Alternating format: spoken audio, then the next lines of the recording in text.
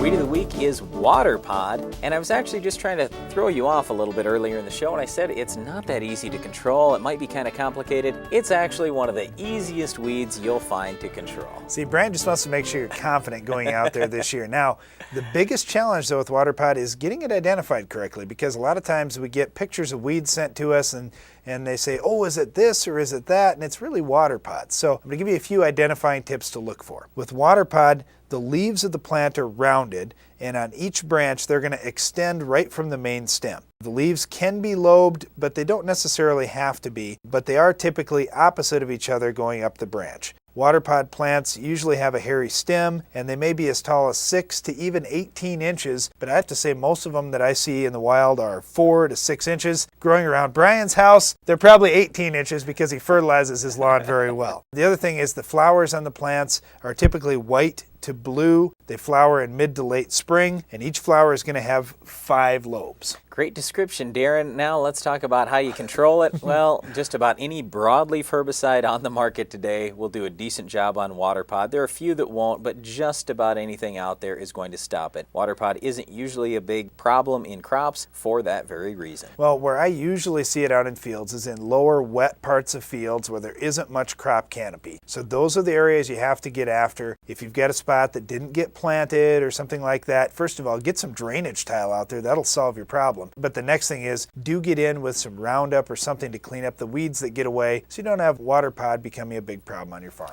Well, that's it for our Weed of the Week, but stay tuned. There's more Ag PhD to come right after this.